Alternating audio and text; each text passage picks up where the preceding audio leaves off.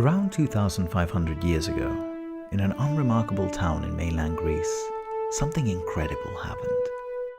In a world dominated by god emperors, kings, and powerful aristocracies, Athens distinguished itself by handing political power to its citizens.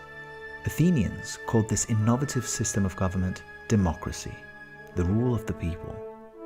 And for the first time in our civilization, ordinary citizens had a say in who should rule them and how. But not all inhabitants had the same rights. While Athenian citizens could deliberate, vote, and participate in public life, their wives, mothers, and daughters could not. In the first ever Western democracy, women had no voice. Democracy does not equal justice. Political theorist David Schlossberg says that there are three components to justice: equal participation, equal distribution of resources, and equal recognition of groups affected by the decisions made in the socio-political sphere. Without recognition, groups are disenfranchised de facto, their concerns are ignored, and their voices are buried, which leads to the issues affecting them festering and compounding without adequate redress. One might argue that, to an extent, the advancement of women's rights throughout the 20th century was an advancement in recognition. The suffragette movement resulted in a recognition of women's right to democratic participation.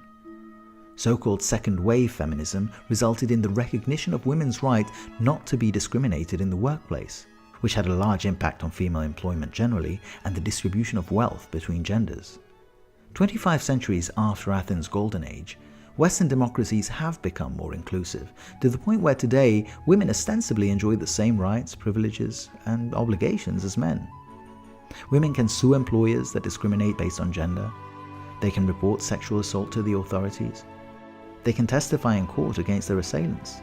There are laws in place that protect them from sexual violence and that punish the transgressors. But despite this, far too many women are still victims or live in fear of sexual abuse.